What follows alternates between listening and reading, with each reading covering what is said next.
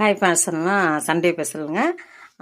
இன்றைக்கி மிளகு கொத்துக்கறி சிக்கன்.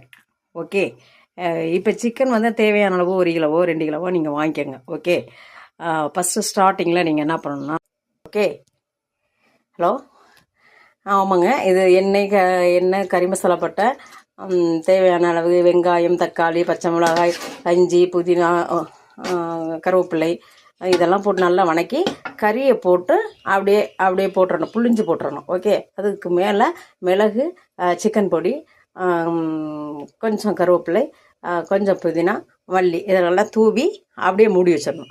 ஒரு 10 நிமிஷம் கழித்து அதுக்கப்புறம் பிரட்டி லைட்டாக உப்பு சேர்த்து கொஞ்சம் எலுமிச்சம்பழம் இருந்ததுன்னா தேவையான அளவுக்கு அரை எலுமிச்சம்பழம் புளிஞ்சு விட்டு உப்பு போட்டு நல்லா சுருள வேக வச்சு அதுக்கப்புறம் சிக்கன் மசாலா, சிக்கன் பொடி தேவையான அளவு, நம்ம கொஞ்சம் கடை பொடி எல்லாம் போட்டு நல்லா வணக்கி விட்டு வறுத்த வச்சா அருமையான சிக்கன் கொத்துக்கறி ரெடி.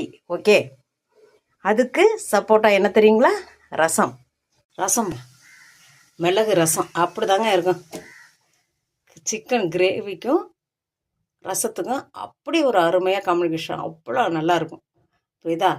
ட்ரை பண்ணி பாருங்கள், சாப்பிட்டு பாருங்கள். சாப்பிடுவோம் மத்தியானத்துக்கு. ஓகே, பாய்.